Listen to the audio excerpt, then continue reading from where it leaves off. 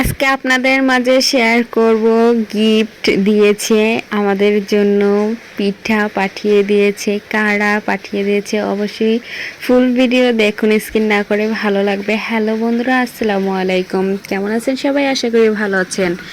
আপনাদের দয়া আমি আলহামদুলিল্লাহ ভালো আছি। বৃষ্টি বন্যার দিনে কে কেমন আছেন অবশ্যই কমেন্ট করে জানাবেন। আর এই হচ্ছে পুডিং আর কুলি পিঠা। এটা হচ্ছে তিল দিয়ে আর কি বানানো। তিলের পিঠা কিন্তু খুবই খুবই মজার লাগে, আর আমার তো ভীষণ আনন্দ লেগেছে। আর আমি খেতে পারি না, হচ্ছে আমার আর কি দাঁতে ব্যথা ছিল, এই জন্য।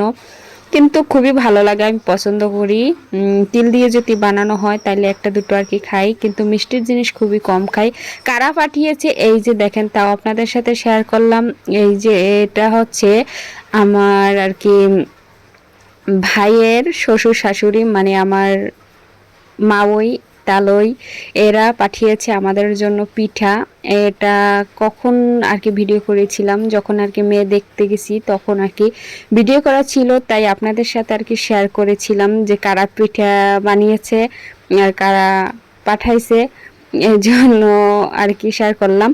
তো যাই হোক, বৃষ্টি বন্যার দিনে কেমন আছেন? আর বৃষ্টি বন্যার দিনে ঘরে বসে এরকম পিঠা কিন্তু খুবই মজার, ভালো লাগে, তাই না?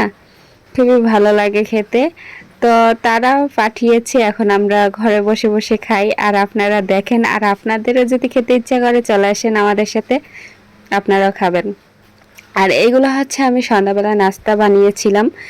এগুলো খেতেও কিন্তু খুবই খুবই মজা লাগে, এবং এটা একদম হচ্ছে সিঙ্গারা যেমন লাগে, সিঙ্গারা মতনই লাগে এই নাস্তাটা।